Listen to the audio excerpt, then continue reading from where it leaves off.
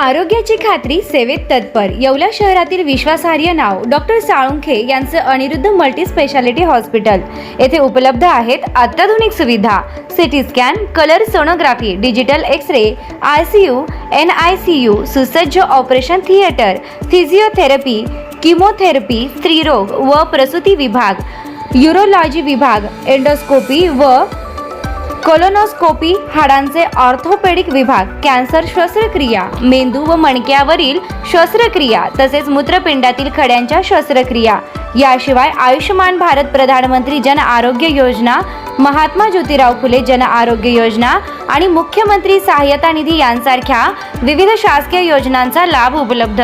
आणि आता उज्ज्वल करिअरसाठी अनिरुद्ध नर्सिंग कॉलेज येवला येथे बेसिक BSc नर्सिंग प्रवेश प्रक्रिया सुरू आहे।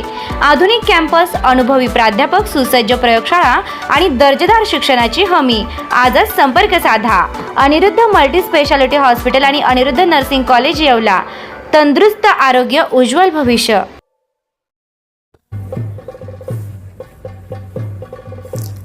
अडथळ्याच्या शर्यतीमध्ये चमकलेल्या श्रावणी सांगळेच्या येवल्यात भव्य सत्कार समारंभ करण्यात आला। नमस्कार, बुलेटिन 13 डिजिटल न्यूजमध्ये आपले स्वागत आहे।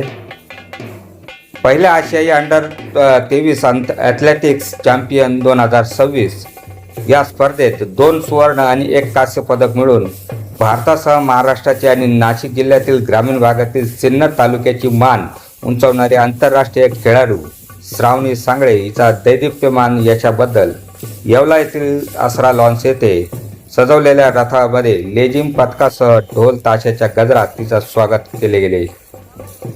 दरम्यान तिच्या येवल्याचे जागतिक लेवलचे कारागीर श्रीकांत खंदारे यांनी फेटा बांधला।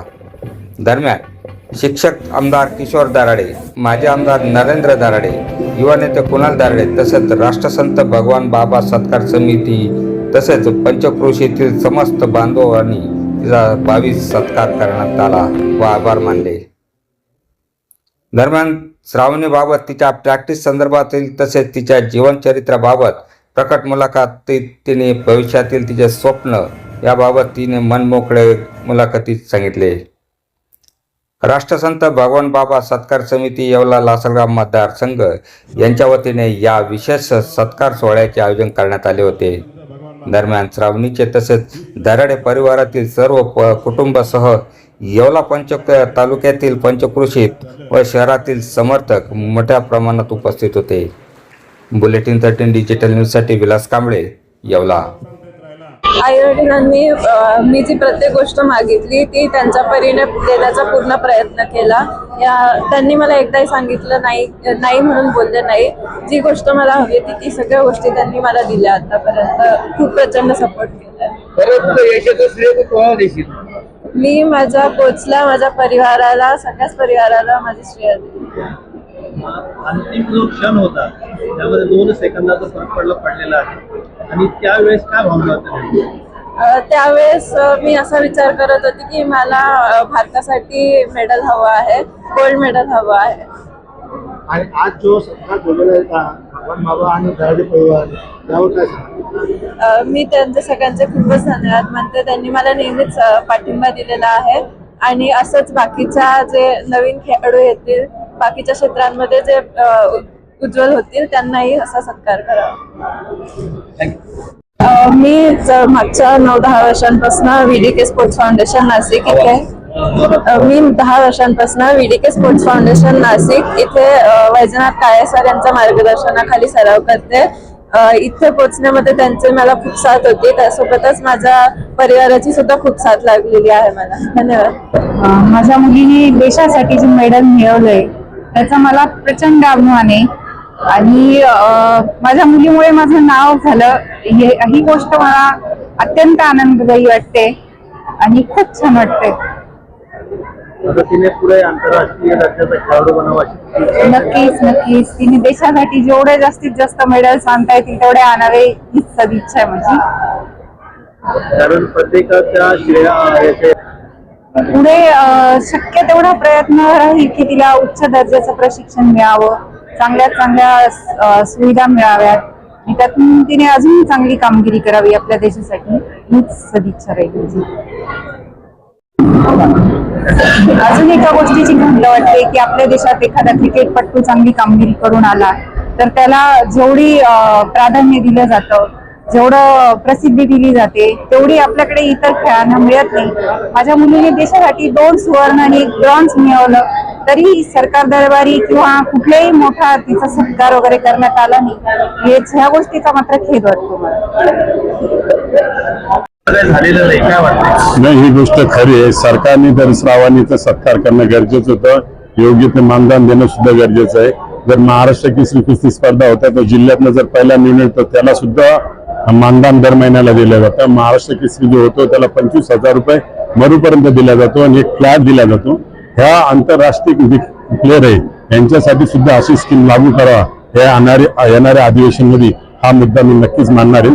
आणि श्रावणी सारखे असंख्य प्लेअर आहे ना आज महाराष्ट्रात त्यात नाशिक मध्ये सुद्धा आहे आणि यांचं आयुष्य पूर्ण खेळामध्ये जातं. पुढचा फ्युचरचा ते अजिबात विचार करत नाही.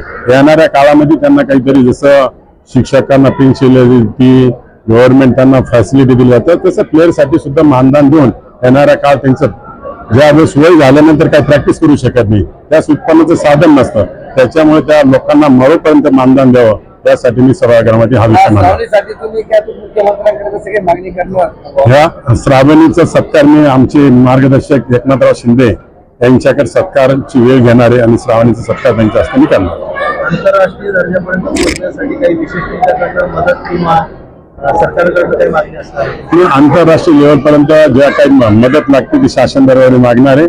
पण श्रावणीला आंतरराष्ट्रीयसाठी जी मदत लागेल तर दराडे परिवार म्हणून आम्ही स्वतः सगळे तुमच्या पाठीशी आहे. बरोबर आहे. जन्माला आलेली श्रावणी नाव ही 2.5 ते 2.5 किलोमध्ये होती. छोटासा जीव. तिथपासून जी सुरुवात झाली आणि आपण जे म्हणतो की लहानपणी बारीक बारीक बारीक आता हिचं काय मी पुढे कशी होणार तर पुढे तिला घडवण्यात तिची आई